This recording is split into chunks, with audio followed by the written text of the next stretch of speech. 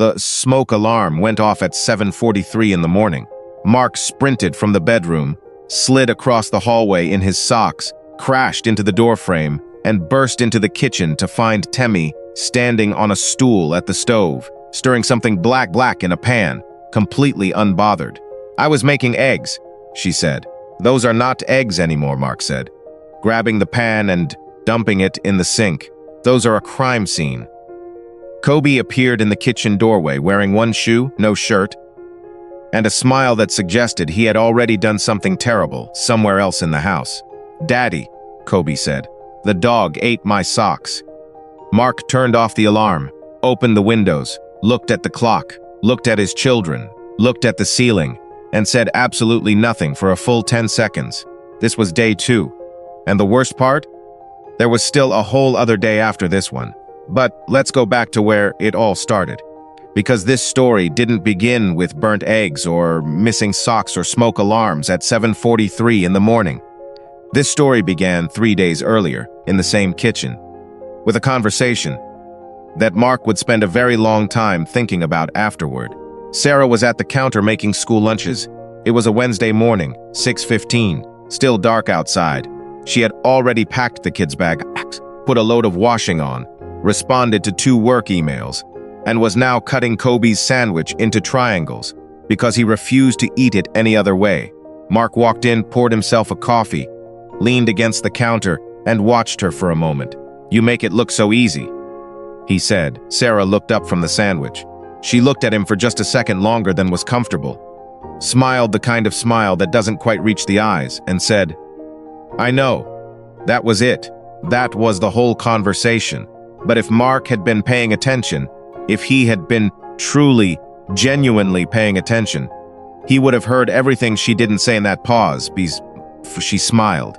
He would have heard 6 years of school runs and grocery lists and dentist appointments and permission slips and pediatrician visits and meal plans and middle-of-the-night fevers and birthday party logistics and every single invisible thing that kept their family running without him ever once asking how she was managing it all.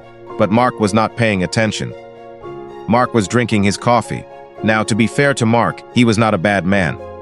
He loved his wife. He loved his children.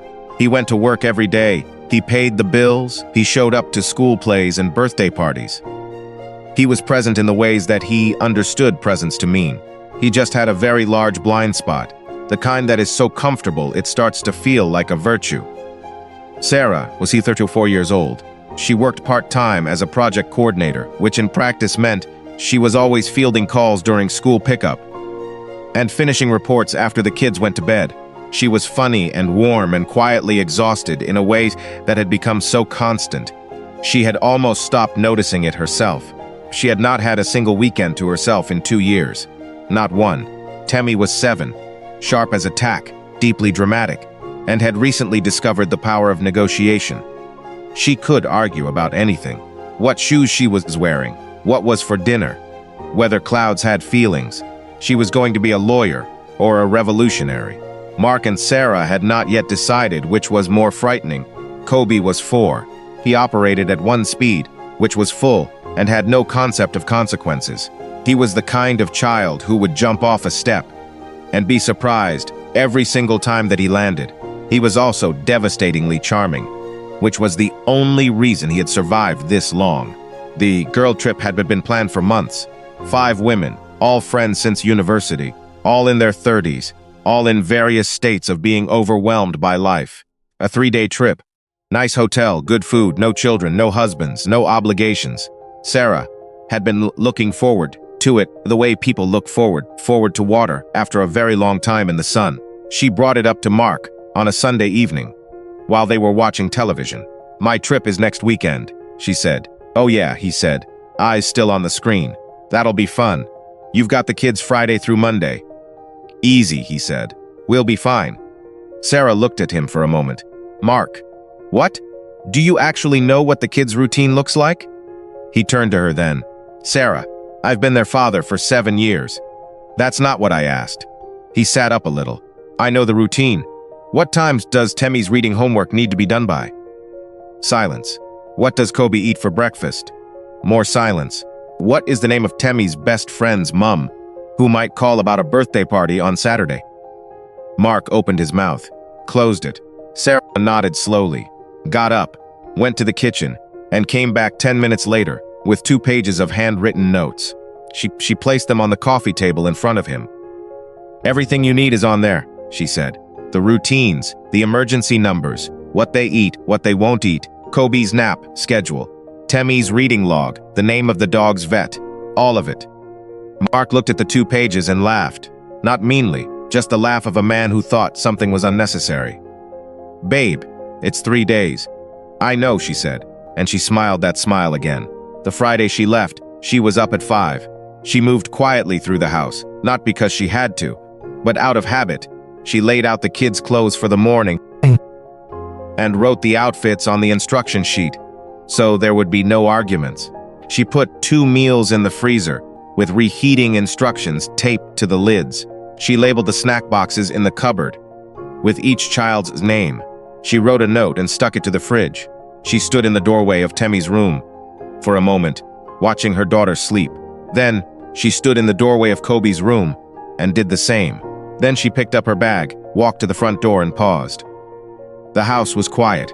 Her house, her life, her everything. Quiet and still, and humming gently in the early morning dark. She exhaled slowly. Then, she opened the door and walked to the car. When she pulled out of the driveway and turned onto the empty road, she turned the radio up loud. She sang along to the first song that came on, even though she didn't know the words. She stopped at a petrol station and bought a coffee and a chocolate bar, and ate the chocolate bar before she had even left the car park. She didn't share it with anyone. She didn't have to. She felt, for the first time in longer than she could remember, like herself. Back at the house, Mark woke up at 7:15, which was 45 minutes later than the kids needed to be up for their Saturday morning routine. He stumbled into the hallway to find both children already awake, already downstairs, and already in the middle of something. Temmie had attempted to make cereal and had spilled milk across the kitchen counter. She had also fed Biscuit, their golden retriever, what appeared to be an entire slice of bread and half a banana. Kobe was sitting in the middle of the living room floor, surrounded by every cushion from every sofa in the house, having constructed what he called a castle and what Mark called a hazard. "Morning, Daddy," Temmie said pleasantly, eating cereal surrounded by the evidence of her crimes. "Why is there milk on the ceiling?" Mark said. Temmie looked at the ceiling. "I don't know," she said, which was a lie. Mark cleaned up the kitchen, made himself coffee, found that Temmie had already used the last of the bread, checked the instruction sheet for what else the kids could have for breakfast. Discover that Kobe only liked one specific brand of yogurt that was in the second shelf of the fridge behind the orange juice. Made the mistake of giving him the wrong brand, and spent 11 minutes managing the fallout. By 9 a.m. he was already tired. But Mark was still in the confidence phase. He was still a man who believed this was manageable. He had a plan. He was going to take them to the park in the morning, come back for lunch, get Kobe down for a nap, maybe watch a film with Temmie in the afternoon, cook the pasta from the freezer for dinner, and have both kids in bed by 8. Clean, efficient, sorted. He called Sarah just to check in. She didn't pick up. He left a voicemail that said, "Hey, all good here, kids are great, don't worry about a thing," in a tone of voice that was 1 degree too casual, to be entirely honest. The park was actually good. Mark had to give himself that. They spent 2 hours there, and it was genuinely lovely. Temmie ran with 2 girls she knew from school. Kobe climbed everything that could be climbed and something that probably shouldn't have been. Mark pushed him on the swings, and Kobe laughed. That laugh, the full-body one, the one that started in his stomach and came out of him like a song, and Mark felt something warm and uncomplicated move through his chest. This is fine, he thought. I've got this. Then Kobe fell off the climbing frame. It wasn't serious. A scraped knee, a small amount of blood, a large amount of screaming. Mark managed it well enough. He found a plaster in the bottom of the bag Sarah had packed. Because, of course, she had packed plasters. Because Sarah packed for outcomes she had already anticipated. He cleaned the knee, applied the plaster, and held Kobe for a few minutes, while the screaming turned into sniffling. and the sniffling turned into a request for a snack. But Temmie had lost her hair tie in the commotion. A specific hair tie, pink, with a small white star on it. The one she had gotten from her friend Amara. The one that could not, under any circumstances, be replaced by one of the other 17 identical hair ties at home, she cried. For 25 minutes. Mark tried every approach. He offered to buy a new one. He offered to call Amara's mum. He offered to personally go back and search the park. Nothing worked. Eventually, Temmie cried herself into a tired quiet on the drive home, and Mark drove in silence, with the specific look of a man beginning to understand that this weekend was not going to be what he had imagined. Saturday evening arrived, and with it came the first real test of Mark's cooking abilities. He stood in front of the freezer staring at the 2 meals Sarah had left, both neatly labeled, both with reheating instructions taped to the lid. He picked up the first one, read the instructions, put it back, picked up the second one, read those instructions, and then stood there for another 30 seconds, doing nothing, because the instructions said to preheat the oven to 180. And he wasn't sure if that meant fan-assisted or regular, and he didn't want to ask Sarah, because he had already told her everything was fine. He decided on the pasta. You couldn't go wrong with pasta. He would make fresh pasta, from scratch, not from the freezer. He had seen Sarah do it before. It looked simple enough. It was not simple. 40 minutes later, the kitchen, there was flour on 3 surfaces that had no business having flour on them. The pasta was overcooked in some places, undercooked in others, and had a texture that Temmie described, with devastating accuracy, as like sad noodles. Kobe ate 4 bites and then asked for crackers. Mark ate the rest, standing at the counter, too tired to sit down. He ordered pizza after that, just to get some food into them. Bedtime was its own category of chaos. The routine that Sarah executed in 30 minutes took Mark an hour and 20.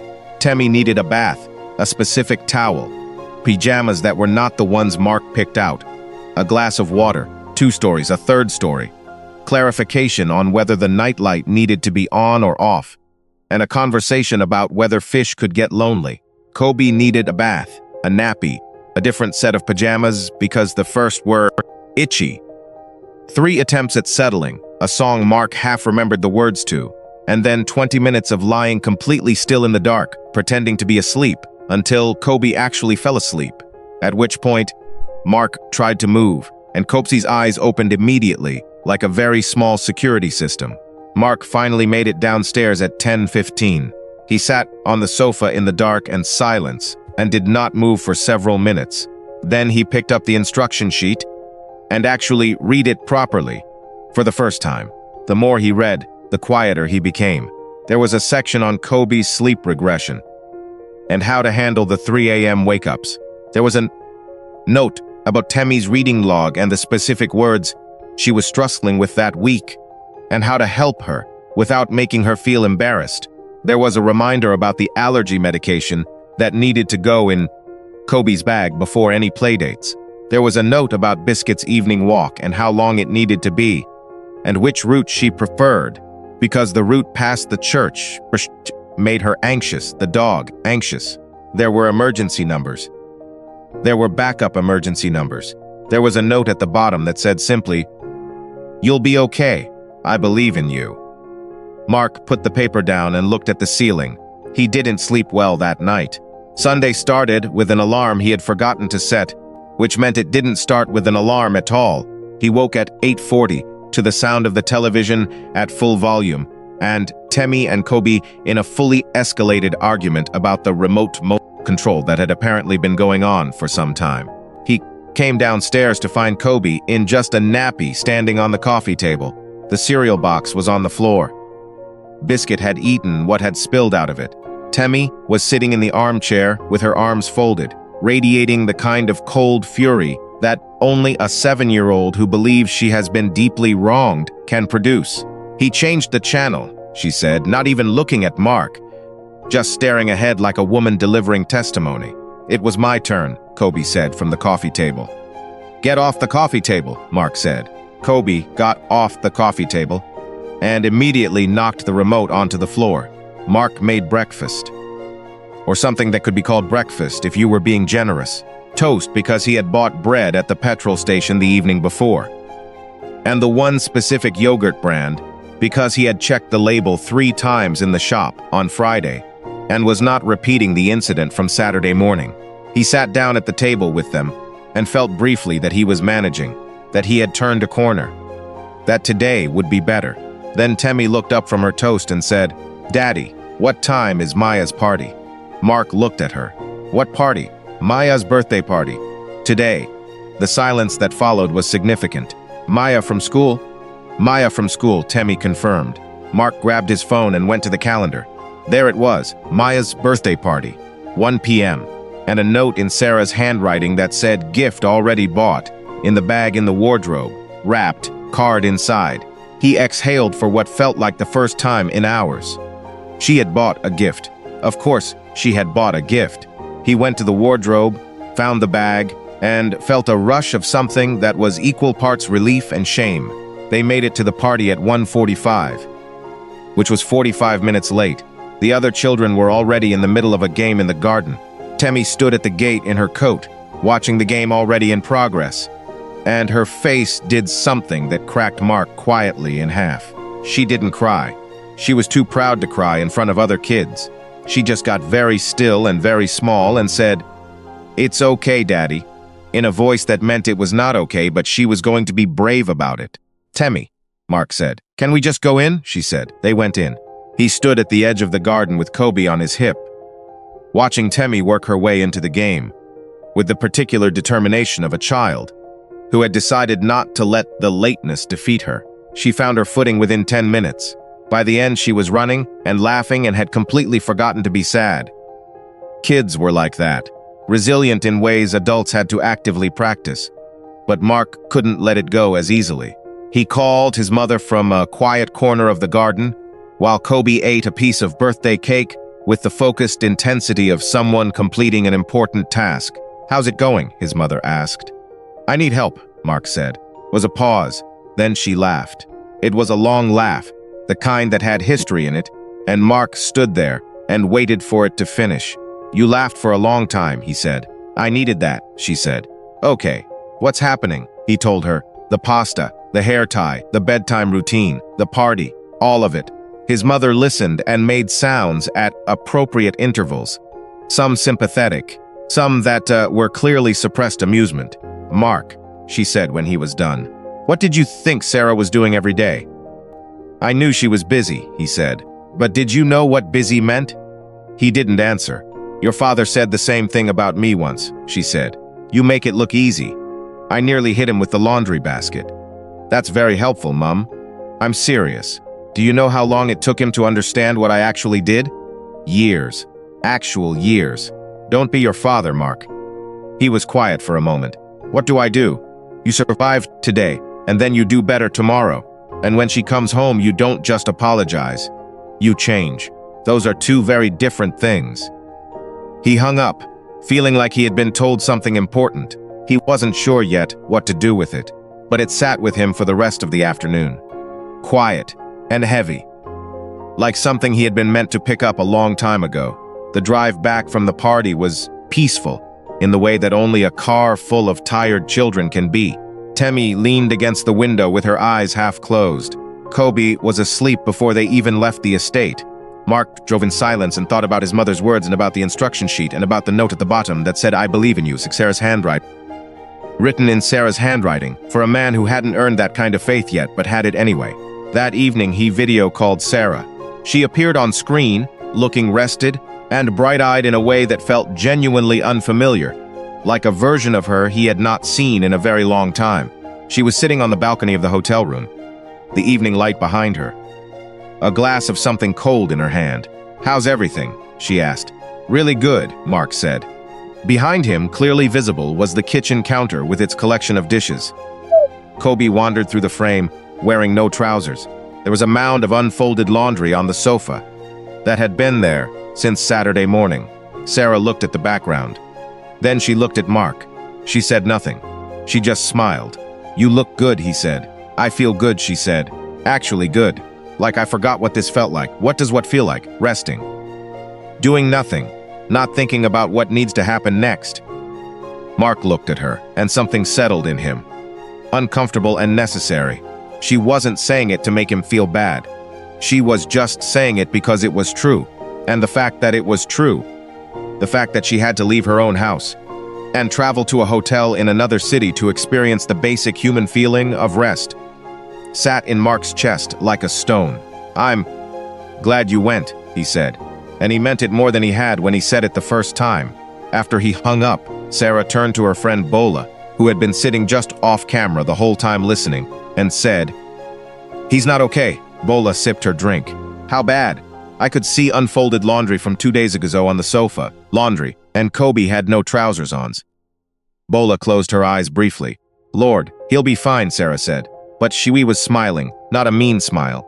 The smile of a woman who had known this moment was coming for a very long time and had simply been waiting for it to arrive.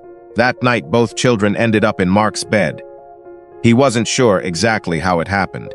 There was a version of events where Kobe came in at midnight saying he heard a noise, and a version where Temi appeared at 2 a.m. and climbed in without saying anything at all, and then there was the reality, which was that by 3 in the morning, Mark was on the very edge of the mattress with 6 inches of space to his name. One child's knee in his back, and another child's elbow somehow under his chin, staring at the ceiling in the dark. He could hear the house around him. The hum of the fridge, the tick of the boiler, the small sounds a house makes when it is full of sleeping people. His house, his family, this life he loved and had never truly seen clearly. He thought about Sarah at 5 in the morning, moving quietly through the dark so she wouldn't wake anyone, laying out clothes, writing notes, labeling food, doing all of it before the day had even properly started. He thought about 6 years of mornings like that. He thought about "I know," and the smile that didn't reach her eyes. Sleep came eventually, but it came slowly. Monday arrived like a consequence. There was no gentle easing into it, no gradual waking up, no quiet moment before the day began. Monday arrived at 6:17 a.m., with Kobe standing directly next to Mark's face, saying, "Daddy, I'm hungry," in the specific tone of someone who had been hungry for a while, and had already decided that patience was not going to be part of his morning. Mark opened one eye, then the other. Then he assessed the situation. Temi was still asleep beside him, taking up significantly more than her proportional share of the bed. Kobe was standing at the edge of the mattress, fully awake and fully committed. Mark's back hurt. His neck hurt. He had approximately 4 inches of pillow.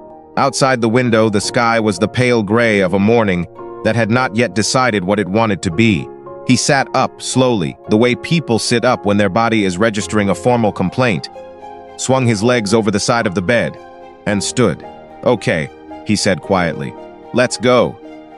He carried Kobe downstairs so the noise wouldn't wake Temi and bought himself 20 minutes of relative peace. He made Kobe the correct yogurt, cut the toast into the correct triangles, poured the correct amount of juice into the correct cup. He was learning, slowly and painfully, and 3 days too late, but he was learning.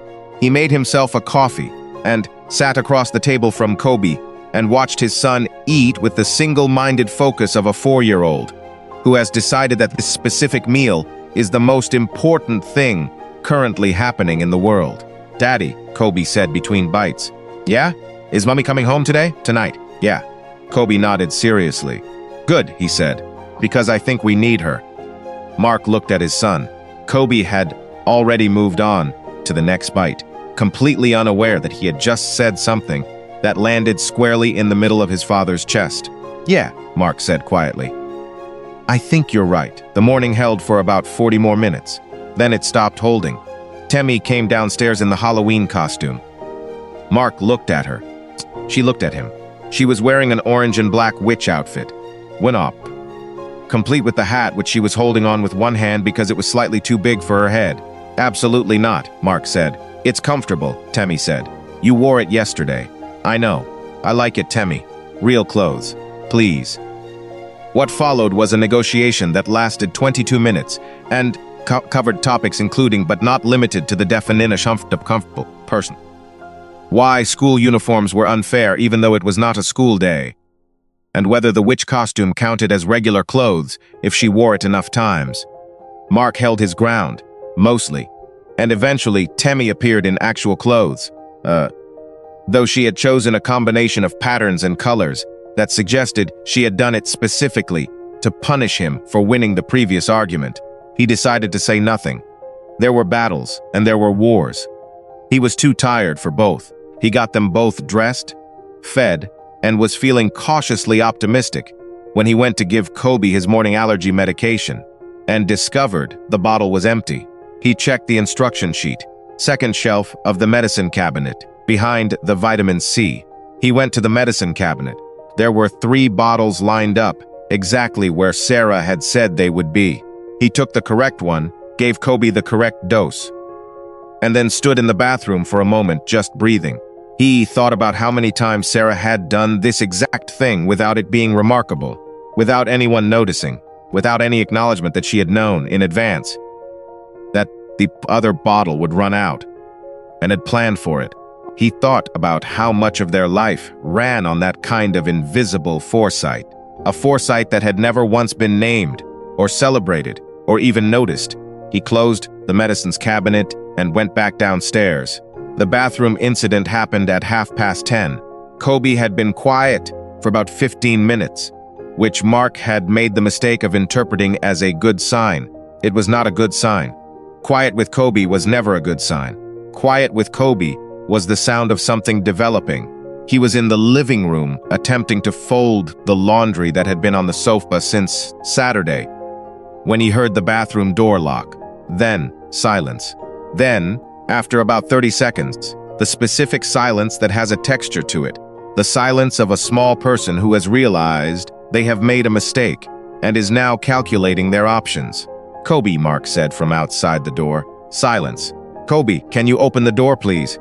"I can't," said a small voice. "What do you mean you can't?" "It's locked. I know it's locked. You locked it. Can you unlock it?" A pause. "I don't know how." Mark pressed his forehead against the bathroom door and closed his eyes for a moment. "Okay. There's a little button on the handle. Can you see it?" "Yes. Can you press it?" A long pause. "It's not working." "Mark, you pressing it or turning it?" "Both." Mark talked Kobe through the lock for 11 minutes. Temmie sat on the stairs, eating an apple and watching with the calm, detached interest of someone watching a nature documentary. At one point she said, "You know Mummy keeps a coin on the shelf for this." And Mark turned to look at her. "What?" "The shelf above the door. There's a coin. Mummy uses it to turn the outside of the lock when Kobe does this." Mark looked up. There was a small shelf above the bathroom door. On it sat a single 200 naira coin. He stood there for a moment looking at that coin. Then he reached up, took it, turned the external groove of the lock handle, and the door opened. Kobe emerged blinking, unbothered, and immediately asked for a snack. Mark picked up the coin and turned it over in his hand. She had put it there. Of course she had. She had put it there knowing this exact moment would happen because this exact moment had happened before, and she had solved it quietly and without drama, and put a coin on a shelf so that the next time it happened, it could be solved again, quietly, without drama, because that was what she did. That was what she had always done. He put the coin back on the shelf, very carefully. By midday, the house had reached a level of disorder that Mark could no longer explain away or categorize as manageable. It was not a mess. It was a landscape. There were toys in rooms that toys had no reason to be in. There was a smell coming from somewhere in the kitchen that he had not yet located. The laundry he had tried to fold was now partially refolded and partially knocked back onto the floor by Biscuit, who seemed to be going through something. The pink shirt from Saturday's laundry disaster was draped over the back of a chair like a monument to his failures. The crayon marks on the wall were still there, partially smeared now from where he had attempted to clean them with the wrong product, which had not removed the marks, but had given them a slightly glossy finish. Temmie found him standing in the middle of the kitchen at 1:30 in the afternoon, just looking around. "Daddy," she said. "Yeah, are you okay?" He looked at his daughter, 7 years old, watching him with those careful eyes that had always seen more than he gave her credit for. "I'm okay," he said. "I'm just thinking." "About what?" He considered the question. About how much Mummy does, he said. How much I didn't see. Temmie was quiet for a moment. Then she said, I see it.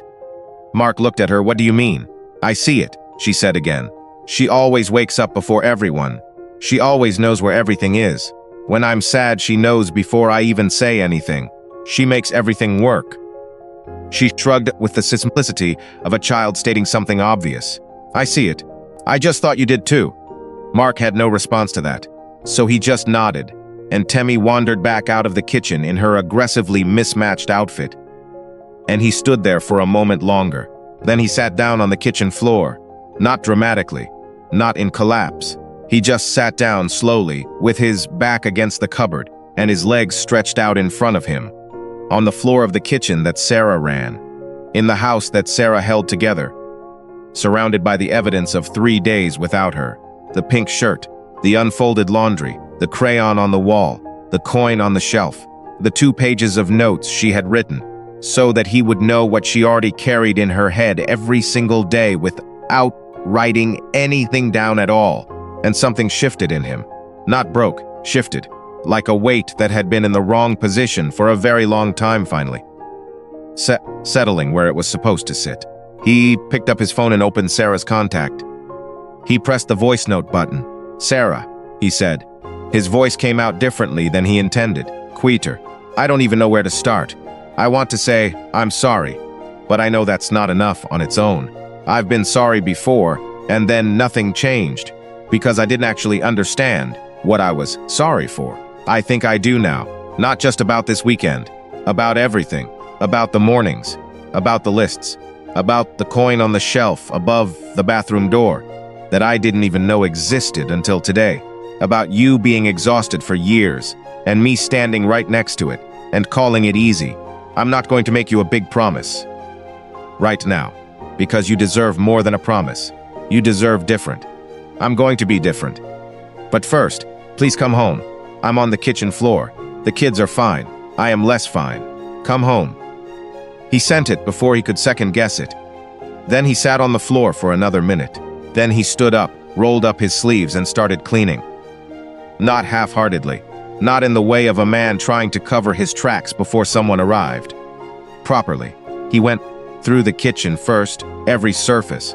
He located the smell, which was a piece of fruit that had rolled behind the toaster at some point during the weekend, and had been quietly making its feelings known ever since.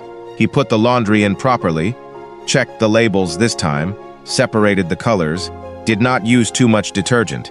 He wiped the crayon off the wall with the product listed on the instruction sheet, which he finally read completely for the first time. And it came off easily, and he stood looking at the clean wall and shook his head at himself. He called Sarah's mother.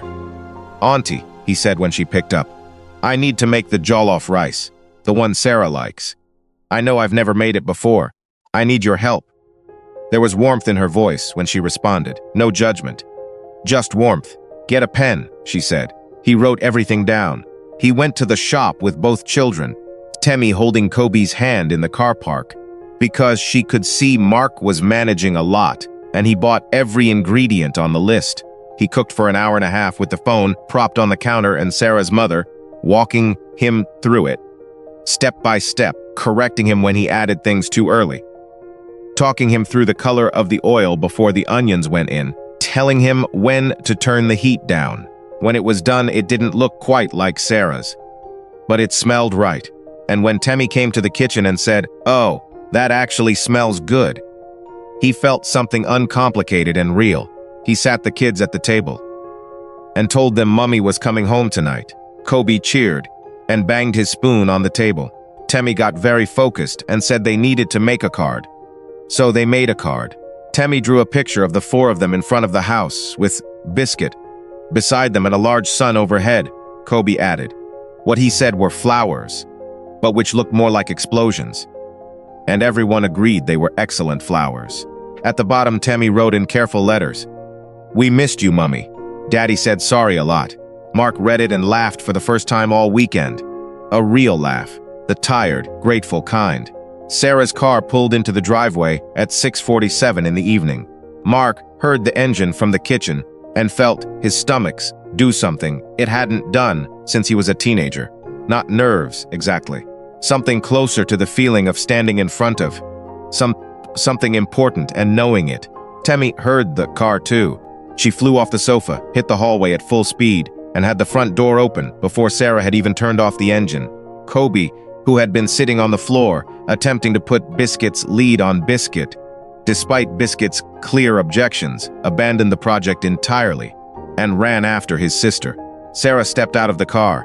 She was wearing the same easy clothes she had left in, her bag slung over one shoulder, her hair loose. She looked rested and warm and like herself. In a way that stopped Mark in the kitchen doorway for a moment. He had forgotten somehow, in the daily mechanics of living alongside someone, to actually look at her, not glance. Look, Temmie hit her at full force. Sarah caught her laughing. And the laugh was the real one, the full one. The one that came from somewhere genuine. She wrapped both arms around Temmie and held her. "I missed you," Temmie said into her mother's shoulder. "I missed you more," Sarah said. Then Kobe arrived and grabbed her leg and refused to let go, and Sarah had to walk up the path to the front door, with Kobe attached to her left leg like a small, determined barnacle, which she did without complaint, laughing the whole way. Mark stood in the doorway. Sarah looked up at him over the children's heads. She took in his face first. Then, briefly, the visible slice of the hallway behind him. The tidier hallway. The smell of food coming from the kitchen. Something moved in her expression. Something careful and assessing. The look of a woman who was gathering information before she decided what to do with it. "Hi," he said. "Hi," she said. It was the simplest exchange they had ever had, and somehow one of the most loaded. She came inside. The children surged around her, both talking at the same time, each version of the weekend competing loudly for her attention. Kobe told her about the park and his knee, and the birthday party, and the bathroom door, all in one continuous, breathless sentence, with no punctuation. Temmie gave a more structured account, which included specific mentions of the Halloween costume situation, the wrong yogurt, the late arrival at Maya's party, and the laundry incident, reported with the tone of a journalist who has been waiting 3 days to file her story. Sarah listened to all of it. She made the right noises. She kissed Kobe's knee through his trousers, even though the plaster had been on for 2 days, and it was fine. She told Temmie she was very brave for handling the party lateness so well. And Temmie straightened slightly with the dignity of someone whose suffering has finally been officially acknowledged. Then Sarah looked at Mark. "Is that jollof rice?" "It is," he said. She walked past him into the kitchen. She stood at the stove and looked at the pot. She lifted the lid, and the smell came up, and she breathed it in. She looked at the table, set properly.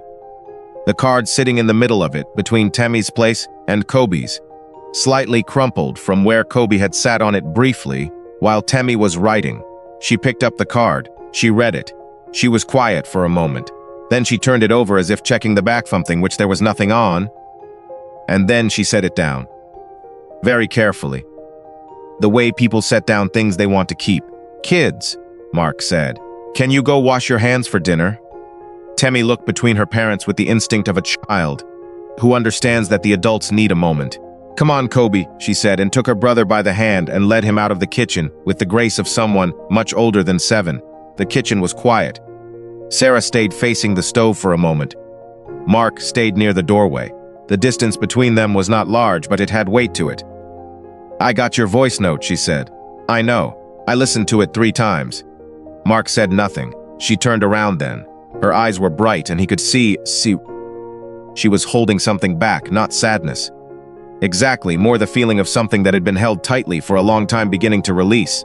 "Do you know what it felt like to hear it?" she said. "Tell me." "It felt like finally," she said. "Not happy, not sad, just finally. Like I had been waiting for you to see it for so long that I had stopped expecting you to." The words landed quietly and completely, and Mark received them without flinching, because she deserved to say them, and he deserved to hear them. "How long?" he said. "Years, Mark. Why didn't you say something?" She looked at him steadily. "I did, many times, in many ways. You heard me, but you weren't listening. There's a difference." He thought about "I know," and the smile that didn't reach her eyes. He thought about the 2 pages of notes. and the coin on the shelf and the meals in the freezer with the instructions taped to the lids. He thought about 5:30 in the morning, moving quietly through the dark. "You're right," he said. "I wasn't listening." The space between them shifted. Not closed, not yet, but changed. "I don't want to be your helper," he said.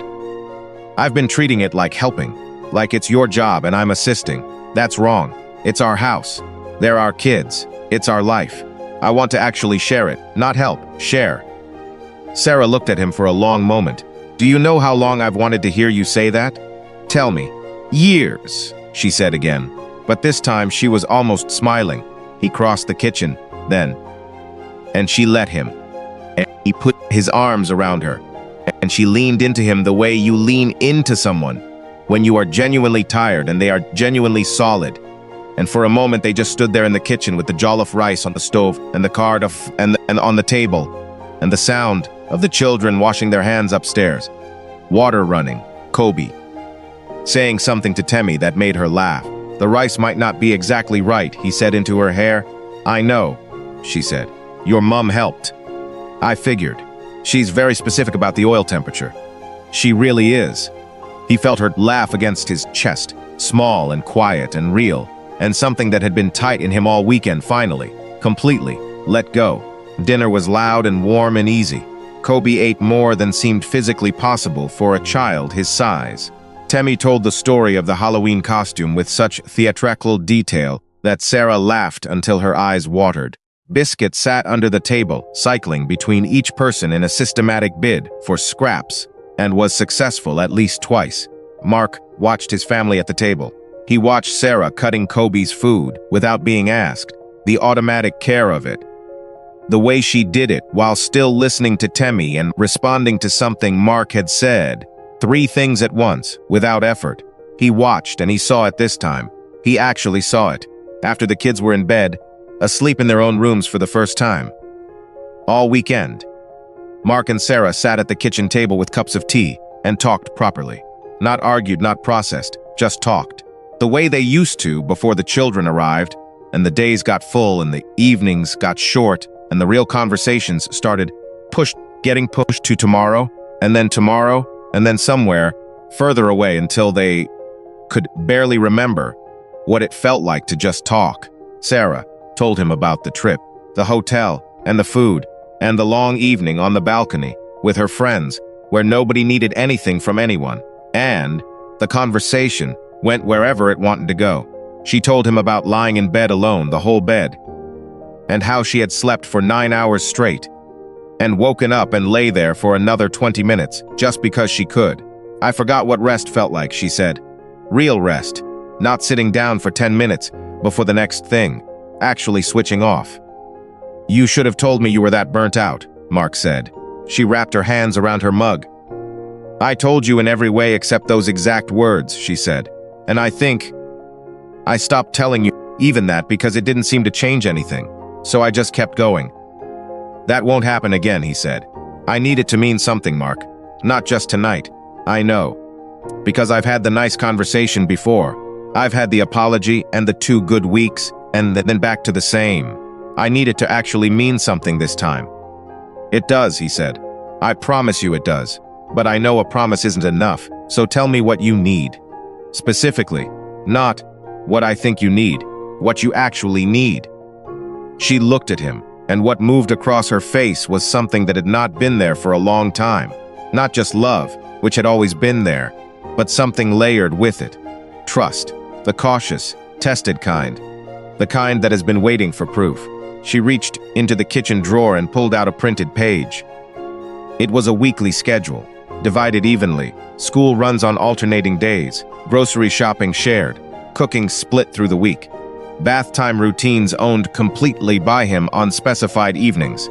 1 Saturday morning per month that was hers entirely. No negotiation, no rests, no check-ins. She slid it across the table. He looked at it. He looked at her. "When did you make this?" "About 6 months ago," she said. He stared at her. 6 months. "I kept waiting for the right time to bring it up. I kept thinking maybe things would shift on their own." She paused. They didn't. Mark picked up the schedule. He read every line of it. Then he nodded once, firmly, the nod of a man making a decision and meaning it. "From tomorrow," he said. "From tomorrow," she said. They sat together at the table for another hour. The house was quiet around them, the good kind of quiet. The kind full of sleeping children and a settled dog, and the small sounds of a home at rest. At some point, Sarah reached across the table and put her hand over his and left it there, and neither of them said anything, and neither of them needed to. This is the part that doesn't make a dramatic story. The part after the realization, after the conversation, after the promises. The part that is just two people deciding, in an ordinary kitchen, on an ordinary Monday evening, to do better, to see each other more clearly, to carry the weight the way it was always meant to be carried, together, without one person disappearing under it, while the other one stands nearby, calling it easy. That is not a dramatic part. But it is the most important part. In the months that followed, things changed. Not perfectly, not without setbacks. There were evenings Mark forgot things, and mornings the routine fell apart, and weeks where the balance slipped and had to be renegotiated. But the difference was that now they renegotiated. Now they talked. Now, Mark noticed when Sarah was carrying too much and said something instead of nothing. Now Sarah asked for help before she was exhausted, instead of long after. Temmie noticed. She stopped watching her parents with those careful assessing eyes and started just watching them the way children are supposed to watch their parents. With the comfort of people who do not have to worry about the atmosphere in the room. Kobe noticed in the way Kobe noticed everything, which was by continuing to be completely chaotic, but somehow in a lighter house. About a year later, Sarah's friends planned another trip. 3 days, different city, same energy. Sarah came to Mark on a Sunday evening and said, "My trip is in 2 weeks." Mark looked up from the Escholzschule on the fridge, the one they had been working from for almost a year, the one that had his name on specific days and specific tasks, and had not once been put in a drawer. He looked at Sarah and he said, "What do you need me to know before you go?" She blinked. "Tell me what I need to be on top of," he said.